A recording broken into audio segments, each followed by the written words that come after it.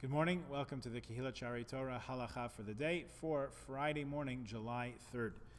We're going to talk about Havdalah today, so before I forget, let me just invite everybody, anyone who's interested, to take part in our Zoom Havdalah. For the last couple of weeks, partway through COVID, we started doing Havdalah online at about 10 minutes after the end of Shabbat. So if you look in your email, you'll find the Zoom link there, and you're warmly invited to join us for that. So here is what he writes about Havdalah. Just as one respects the holy Shabbat when it arrives, one should demonstrate the utmost respect at the exit, the departure of Shabbat. The Shabbos table should be covered still with the Shabbos tablecloth until after Havdalah is made. Some say it should be covered until through Malava Malka, the meal that some people eat, Motzei Shabbos at the end of Shabbat to escort the Sabbath queen out. One should also wear Shabbat clothing until after Havdalah as well. Some say that in order for everyone to fulfill their obligation of hearing Havdalah, both those reciting and those listening should sit. The reason is based on Kabbalah. Kaf HaChaim brings that reason, and also Yechavedas, Reb Mordechai, Reb Ovadia Yosef brings that in his Sefer, and in many of the poskim, Darkei Moshe and Shulchan Aruch, say that one should stand at Havdalah. This is the more common custom, certainly, in the Ashkenazi world. If one has the custom to stand and accidentally sat by mistake, you're yoytze b'diavad, you fulfilled your obligation, one should, to all accounts, sit before drinking the wine.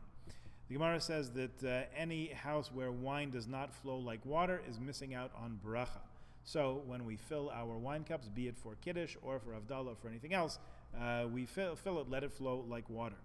The Maharsha, who explains the interesting Gemaras to us in a way that hopefully we can understand, explains that bracha is evident in a home where one is financially secure to the point where you don't have to worry that the wine does not spill over the cup. If someone is so careful that they can't spill a drop of wine, so then that indicates something about the status of their anxiety.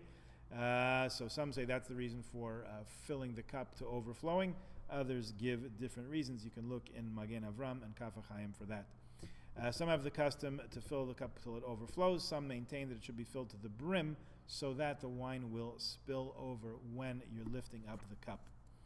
We hold the cup in our right hand to make Havdalah. That, of course, for lefties means the left hand. The poskim say that the besamim, the spices, should be held in the other hand. Some say that there's no need to hold the besamim at all when saying the bracha on the wine. First we make the bracha on the wine, and then we continue to make on the spices. When reciting the bracha on the wine, everyone should glance at the wine.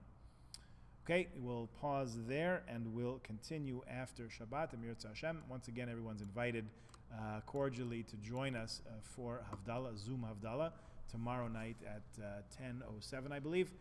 Let me just remind you that earliest candle lighting tonight is 7:26. That's the earliest time to accept Shabbat. We'll be davening as a community, individually, but we'll be thinking of each other, holding each other in our hearts at 7 o'clock for Mincha, followed by Kabbalat Shabbat and Ma'ariv. Actual candle lighting time this evening is 8:44. We're already getting a little bit earlier. Mincha, Kabbalat Shabbat, as we said, is 7 o'clock. Shabbos ends tomorrow, 9:57. And Zoom Havdalah, as we said, is 10:07. Okay, so have a wonderful Shabbat. Happy Independence Day to all our American friends and their allies. Have a good day and a good Shabbos.